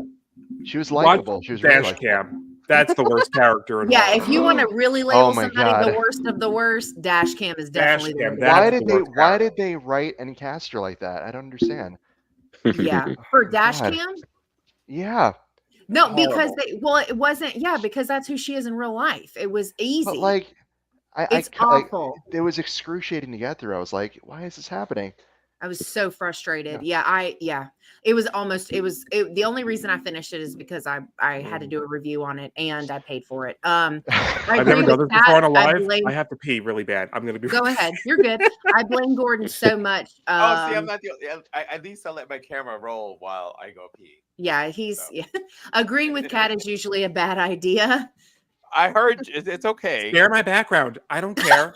Go. Here you Look, go. look, I mean, you don't have to close it out. I mean, God. There it is. There it all is. Take it in, Joe. We know what you're doing. Take it all in. It's obvious. You're either peeing, getting a drink, or smoking a bowl. So Oh my God. All three sound great right now. Unless you do all three at once. This Well, conversation if you're not bananas. fast enough to do all three at once, then that's Norrin, you haven't had an opportunity to talk. I wanted to give you a second, or not a second, like 1 second, but just to kind of share some thoughts. You've probably been mulling over for the last however long.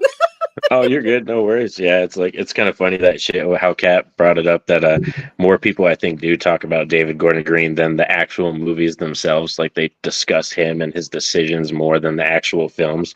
But me, I think I just love the Thorn saga and 1 through 6 so much, probably because I grew up on them and everything. But Sure. just all the performances by Donald Pleasance is great. I love to see as you watch Halloween 1, 2, 4, 5, and 6, he just progressively gets crazier and crazier. And by the fourth one, it's when the other doctor's on the phone answering the paramedics because the ambulance crashed, you just see Loomis leave right away. He's like, I know where he's going. I'm dipping, dude. I don't even need to hear what you're going to say. I'm gone. I'm going to go get him. And then you see the fifth movie, full on alcoholic drunk, shaking Jamie, talk to me. His handling of her was quite it was because it's the end of 4 where he's at the bottom of the steps because Jamie's at the top and she's got the knife in her hand and the mask down and all that, and he's just like, no, think about it. He just spent years I know or handling Michael, and it's I'm no. Yeah. I'm not young enough for this anymore. Yeah. Actually, and Angel, I know you said we do this. I do want to I do this on my own channel, but we do this. I do want to ask, how old were you when you first saw this movie? I love. How was my background? Your background was great, by the way, especially as it entered in the shot. Oh, you're talking about other background. Okay, I got it. Sorry, wrong. I was almost you were 30. I know we got you already. You were late to the show. Listen, I can remove you at any moment you get too sassy to handle. Okay. Okay, that's probably a good thing. I'll drink some water. All right, Robbie. I am curious. How old were you? In order. How old were you? Yeah. It's Joe, okay. I got it. It's an old movie. Wait, you see the name of it? Voices, not Horror Fiend in the corner. I got it. Robbie, how old were you the first time you saw Halloween? Let me see. I was probably, I would say 10 or 11. I saw Scream at age 10 before I saw anything else. That was probably the first proper horror movie that I saw in its entirety. I still have a bunch of cousins who also love horror, and growing up, I would walk in on them watching films that I now recognize as, for example, Child's Play 2, Texas Chainsaw 4, Nightmare 5. There's a few other ones. I walked in on one of them watching Halloween 6, and I saw just that clip of Michael lifting up the nurse and like impaling her on that random spear that's coming out of the wall, and I was like, and it just I was like, my 9-year-old me was like, what the fuck is going on? Who is that? What is this? It just all hit me at once, and I ran. And I was like, that gave me nightmares for a week. And then I saw the poster. I was like, Halloween. What is that? Number 6. I was like, well, what's Halloween number 1? So I ended up renting Halloween 1978 after seeing Scream, and they reference it so much in that film. And I just remember kind of stepping away from a family party. I had the VHS and I watched it. My sister came in at the end, and I was just white as a sheet. I was just watching the credits, like just looking completely. I didn't know what hit me at that time. But yeah, and then I eventually watched the rest of them up until a certain point. Wait, how old were you? I was about 10 or 11. Right. Way too young. But the movie is, weirdly enough, it's simple enough that even a kid can follow it. It's not, it's not meant for children, but plot-wise, it's pretty simple and straightforward. All true horror fans started watching horror about 9 or 10. So. True. Oh no. What does that make me? I'm like an ultra fan then, because I started at like 4. I was gonna say. I started younger, but that's kind of the average age. Like a rule of thumb. Yeah. Norin. Oh, I'm sorry. Joe. I'm sorry. I said sorry. And Ricky told me about this. Ricky Grimes said, "You're gonna I keep doing this to her." I'm like, I'm not gonna do it to her. You got it like 6 times. Anyway, Norin, how old were you when you saw Halloween? I was probably, I want to say, like 7 or 8. It was the TV version. It was the TV edited version, and I watched it on AMC's Monster Fest. Back then, it used to be called Monster Fest. It wasn't called Fear Fest. They changed that. And I was watching probably the TV version, and I think I watched Halloween. I saw Halloween 2 first, but that was when I first saw John Carpenter's Halloween. It was the TV version. Yeah, I was probably like 7 or 8 around that time, because I used to have very bad asthma when I was young, and I was having really bad asthma at that time that month, and I wasn't able to go trick-or-treating, so I just stayed home and watched a bunch of horror movies on AMC. What year was that? I'm curious, because Robbie, what year was yours? Sorry, what was that? What year was yours? My what? Sorry. When you watched like it, in what year were you 10 years old? Oh, 96. 96. He's aging everybody. Mine was 90. Mine was 97. It won't matter because Joe is the oldest. Robbie would. I know. I was hoping that Robbie might help me on this. He's not gonna help me on this. So we don't even have to talk about this. Jesus Christ! I'm not doing these shows with people in. All right. Kat, how old were you the first time you saw? I must have been about 7. I was first starting to get, I had been watching horror for arguably too long at this point, apparently, because I was 3 years ahead of the curve. But I was like, I'd been watching horror movies for a while. I was just starting to get into classic franchises. So I would have been about 7, maybe 8. My dad's not a huge horror fanatic. And this was the one he was really passionate about. So he made sure I got to it pretty early. Nice. Yeah. Joe? God damn it. I was 1984. And so by that time I was 12 years old. So yeah, that's when I saw it was back in 1984. Nice. That's dope. I would love to see it back in the 80s for real. Dude, I always wish I was born more in that time. Oh my God. So a lot of the movies that I saw were either, so when cable came around, it was a whole lot of different, it's not the box that we have now. I'm so old, the cable boxes were the press down buttons. So the movies would come on and my mom would be like, oh, we're going to watch this. It's cable. It's supposed to be in the theaters. Family event, let's watch it. Oh, she would just go, cover your eyes, turn around. By the way, turning around was that me and my brothers learned how to put pictures and mirrors in specific spots. Thank you, So when you Steven. turned around, you got to see the movie. But yeah, no, I was mad young. Like it's like honestly, like my mom, even though she didn't realize that she had done this, but my mom, you know, it's like cable had come around, like all these things were like free. Oh, what movie's coming on? We're gonna watch this. Oh God, people are getting killed. Cover your eyes, kids. Cover your eyes. We're gonna finish the movie though. So yeah, no, I literally, this came out in '78, and I like saw it in '84, and like it's again stuck around since then. None of you guys were born in '84, were y'all? No. No. Jesus fucking Sorry. You're the one technically that made it like a focal point of this conversation. Though. I didn't You mean did that to. yourself. I didn't mean to. You did that I just to would have yourself. thought you guys would have seen it a lot sooner, and it's just got the conversation's gone worse. It will continue to get worse. We saw it when we were young. That's the. Yes. Steve, how old were you? Yeah, it was like 8, 9, 10. I couldn't, you know, somewhere in there, right? So like late Yeah, 90s. It was definitely on like TV. I think I saw like Norrin, like the TV version with my mom. And which I think the TV version has additional scenes too, and which is another big difference because like you get like Michael in the asylum a little bit. You get well in 2, I think there's scenes like that as well. But anyway, yeah, like around there was when I was getting into franchises, and then going into like Hollywood Video. They had like $1 VHS rentals, and I'm like, put a 10 on the counter, and I'm like, give me my fix. Nice. Yeah. Rob says I was like 8 or 9 the first time. Yeah. I think H6 is dreadful, but that scene with Mrs. Blankenship telling the story of Sam Hain as Paul Rudd walks through the festival. Can we? I didn't get a chance to like dive into this, and we're coming up on 2 hours, so I'm not going to spend a lot of my own. Like I won't just keep going on. Paul Rudd as Tommy Doyle is like the creepiest creep of a creep. Like he is so uncomfortably creepy. Like when she walks in and he's like in the bedroom with her son, he's just like staring. He was. I love Paul Rudd, but like I know, what? But then you got Clueless. You saw this movie. Yes, but he wasn't bad. So. In Clueless, it made sense. No, he was. Like, it was like. Oh.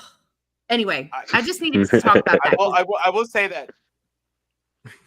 Oh, Rob so you're older than me? God, so. The OG was probably one of the last ones I saw. It was like 2019. Oh, dang. Oh, wow. That's later than me, Joe. I just like to say. Okay, so we started a little bit late, but we are coming up on 2 hours. So I just kind of want to really quick go around and have everybody at least say their favorite kill from the franchise.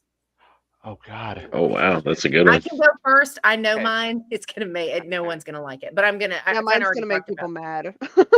Paul Rudd is the G. So, and then any final thoughts that you want to include when you give your favorite kill? Feel free, but I just want to wrap us up because we're getting close to the 2 hour mark. So I think this is like the biggest complaint I have about this franchise overall is the timelines and the storyline stuff. I have no idea what is supposed to be what, the skipping and changing. And they're like, oh, she decapitated him, which I'm sure seeing that as a first time watch in a theater or something was probably like, oh my God. And then the next movie, they're like, no, somebody else. I was like, yeah, it was a security guard. It was LL. But I do recognize it as the icon it is for horror, as the influence it has had on slashers and as the genre in general. And there are some really fun, good ones in the franchise overall. And I'm glad that I finally made a point to go through and watch them all because there was definitely some gaps in what I knew and didn't know and had seen and experienced. So my favorite kill is the car shotgun scene from Kills. When it happened, I watched it. Kills came out on Peacock the same time that it went to theaters. And so I had on I have a different Michael Myers shirt, but I wore like a shirt and I was like my snacks and my drink. And I was so amped to watch it. And when that scene happened, I lost it. I was laughing so hard. It was the most fun I had had on a kill in forever, in such a long time. And so it easily became like one of my favorite, like when I think of Halloween, honest to God, other than Michael Myers and Laurie, I think of that scene like immediately. So anyway, Robbie, you think you're ready for your kill? Yeah. I just had, I forgot that this was coming up. So I had no time to think about it. So I'm going to go with just pure iconography. Yeah. It doesn't matter to me that the kill itself doesn't make any sense, that it's not physically possible. But Yeah. for me, you can't improve upon Bob getting pinned to the wall with the knife. Just Oh, in that's terms good. of like, It's repeated it's twice. what's that? It's done twice. True. And True. Yeah. So, Go ahead. no, but yeah, that's got to be my favorite for me. Just there are more elaborate ones, there are gorier ones, there are Yeah. ones that actually don't defy the laws of physics. But having said that, that's probably my pick. Are we doing final thoughts right now? Yeah. I Go think ahead. so, right? Like like a lot of Yeah, people have we'll said, include it. and Angel, like what you said, I have a very complicated relationship with the franchise. There's so many different pivots and whatnot. The Yeah. original is my absolute favorite movie. I think it stands on its own. It doesn't need anything else to come after it. My final rebuke of Rob Zombie is exactly what Steve mentioned earlier, which is that the entire point of John Carpenter's story from the get-go was that it's just about pure evil that just happens Yeah. to infect a kid in 1978 in a well-to-do family, seemingly in a normal Yeah. thing.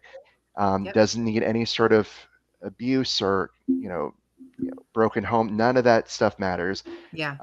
And it goes back to the original, that kind of uncanny infection of Michael as a young boy that really, through everything else that happens in the series afterwards, that part still sticks with me and still disturbs me. And that's the reason why the original is what it is. It's so simple, but the more that you peel away the layers of it, the more creepy and uncanny it gets. Yeah. Yeah. All right, Nice. Norrin, Yeah. you ready to give final thoughts on your favorite?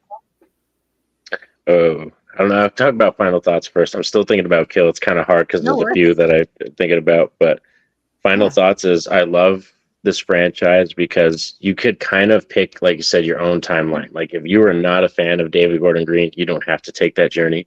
If you're not a fan of Rob Zombie stuff, you don't have to take that journey. If Sure. you don't like the OGs ones that came out in the 80s and the early, in the 90s, like I do, then you don't have to take that journey either. So I like the fact that you could kind of pick and choose which is your favorite timeline, what journey you want to take. Yeah. Michael Myers is easily probably my second or third favorite slasher. Jason's always top dog, but It's your number Michael's one. very Yeah. close. Yeah. Favorite kill. There's two that pop up into my mind, and they're both kind of simple and quick, but one of them's not.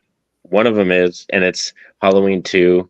And it's a very Giallo reference kill, and it's the nurse after she finds the doctor in his office, Oh, and yeah. then all of a sudden you just slowly see the light come up, and you see Michael behind her, and he grabs her, and you see the needle just go right here.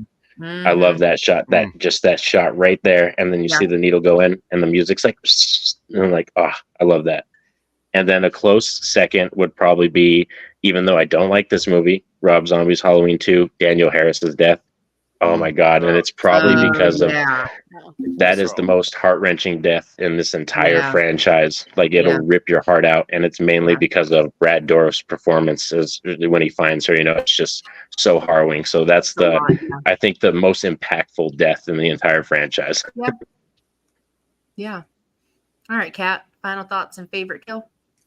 So for final thoughts, I'm gonna do final nitpicks. They're just I love Halloween so much. I could talk all day about like how much I love these movies, but there are just a couple like odds and ends in the franchise that bother me that didn't come up naturally. Most of them did, but there are just like a couple hyper specific. I don't like that Tyra Banks cannot make her own cup of coffee. I hate watching her struggle with that coffee maker. Like it drives me crazy. It keeps me up at night. God. That's what you're focused on right now. I can't help it. I have to bring it up every time I think about it. We're all rooting for you, Tyra. That was the real struggle of the movie for me. That was the conflict of trying to watch Tyra Banks make her own coffee. I don't know who thought it would be a good idea to put that in the movie, and then what editor decided to leave it in. They're like, this is great. But they should have been fired.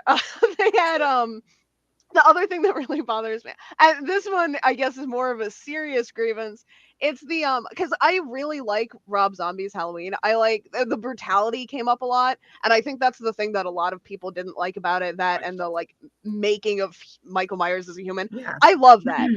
Those are great. If it had just been that, I would have ranked it a lot higher. I feel like he also, and because I threw David Gordon Green under the bus so hard, I think Rob Zombie also kind of missed something that was there on paper that wasn't there in execution, and it was the like nurture versus nature aspect. They set up this really interesting thing with Laurie where she's taken away from this very abusive home, but then we don't get to see the difference between like the sweet suburban neighborhood and the white trash like trailer park, because that is just how he writes dialogue. So that also came through in the suburban thing.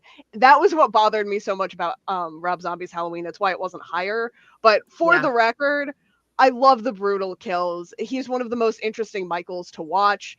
I'm, you know, it maybe wasn't the cleanest edited either. That chase scene at the end. Rob Zombie though goes on for a while, but like I do like that movie a lot. And as for kills, there's and it's not even about the kill so much as like we were talking about with the shots, like the Giallo inspired shots. There's a shot in 2018, and I think it's maybe what elevated it. Was the moment that I knew that it was my favorite Halloween film. And it's the gas station kill where we just see that gaping like broken jaw hanging out in the background while we have that like foreground of the blood, and I was like, yes. Cinematography at its finest. Yeah. Okay, Joe. So for favorite kill, I'm gonna agree with Robbie. Like, so when he pins him against the wall, it's that little nod that he does with his head where he goes, the tilt. Oh, so that's what it's like to kill somebody. Okay. And it got redone, but it is so, I don't know, it's out of all, like, because he kills with no purpose, but it's that one kill that all of a sudden he's like, huh. That's what it feels like. I'm gonna keep doing this. Yeah. So I'm gonna go with the kill in part one. I can go on about the series. I mean, it's including every single chapter, how it's all broken down. But it's still like everybody loves Michael Myers. Michael Myers is Halloween. And that is why the one slasher movie we got going, it's Halloween. Yeah. Steve, you want me to do a couple comments before we jump into your Yeah. Go through them because I know they're piling up. They are. I realized what was living behind the boy's eyes was simply and purely evil. Great. Horror fiend, JR and Jack go back and forth rewriting the movie. Nurse Daniels, Spencer Death in Halloween 2, 2009. JR says, crowdfund me and I'll make the next Halloween movie. My favorite Halloween kill is when he gouges Big John. Oh, okay. But Big John. Big John. Kat's appreciation for Rob Zombie has made me respect her even more. Angel was awesome too, of course. Wait, I like Rob Zombies also. Joe feels left out. The ambulance kill in 2 is pretty good too because it was brutal. One thing about Michael, he stands there and appreciates his work. That's when he just hits that guy's head against the. Yeah. That's what he's talking about, right? That's that kill. Yeah. Oh yeah. Okay. Cool. All right, Steve. Take it away. Yeah, I mean, as far as kills go, I mean, I think I really, I mean, the knife through the door, I think that's iconic. I mean, I think rather than repeating those, I really love when Michael plays with his food. So, images that kind of stayed with me, even though I don't love H2O, I really love the image of the friend. So it's the dumbwaiter scene. Yes. But when they open the door to the pantry and she's like hanging there with the light, you see the light. I think that's such a cool visceral image. When he turns the dad's head into a jack-o'-lantern is pretty cool of an image. So sort of these, again, because the light, I feel like that's also supposed to sort of be jack-o'-lantern-y. So I like sort of tying in his obsession with this holiday into the way he plays with his food. So like those are the shots that kind of really stick out with me. As far as like final thoughts, I think, rather than going back into the movies, I kind of like, as far as like the future of the franchise goes, Yeah. I think whatever they do, like TV show or movie wise, like I want them to sort of perfect what David Gordon Green and McBride were trying to do. Go back to which is honor John Carpenter. Go back to the shape. Yeah. Okay. All right. Okay. I think go back to the shape, make it simple. Don't make it about Michael. Actually, I think honestly, don't do Michael Myers. Do the shape and reinvent the shape. Keep it, drop Michael. And I understand that like Michael brings the money, Michael is the pit, but it's like it's not Freddy Krueger, it's not Jason Voorhees. He's not a character with an origin story and motivation, and he's an empty shell for By the way, evil. the Freddy Krueger series took away from the Freddy Krueger movies. What? The Freddy Krueger series took away. I never saw that. Oh, they're really fucking. So the Freddy Krueger, right? He was part of the pilot, and then it was just an anthology, right? It was. The TV show. Yes. No, the anthology actually is really good. Yeah. I would highly recommend. Yeah, I think just go back to like what does it mean to have evil walking the earth, and just go back to this like shark on Halloween that goes and just messes with people's lives. I think reinvent the shape. Yeah. I will agree with that. Rob says no one should like what Rob Zombie did to this franchise. I liked it. I liked what it did. Shut up. I liked what it did. It was visceral. It showed like Michael in a visceral form. No one's favorite kill is Bucky at the power plant in Halloween 4. Saddest kill when he killed the old man that patched him up at the beginning. Oh my God. That was he's been on that table for a year. It was right. I'm thinking of Danny Trejo. I was guilty, Mikey. Yes, Danny Trejo. That was the worst. That's the one I'm thinking of. I helped you. Yeah, Michael Myers. I took care of you. Yeah, it doesn't. But that adds to the whole not caring thing. It's not real. It doesn't matter. Michael Myers is such a great horror villain. No motive, no reason, just does evil because he is like a force of nature. Steve, how dare you slander Michael like that? He is an icon. Listen, the point of John Carpenter is Michael stopped being Michael on Halloween in 1963, and every movie since then, as much as I love them, has gone further from that point. Ambiguity, which is always great in horror, don't really need a reason, even though I'm sure I appreciate the typo. Yeah, it's supposed to be not. Anyway, this was a lively discussion. Good Lord. I enjoyed it. Y'all were on it for this one. This was a great panel to do for this one. Like, can I get invited again? I was looking for my queer fan. I'm like getting heated. Listen, the next game thing is to fan myself with my wicked playbills.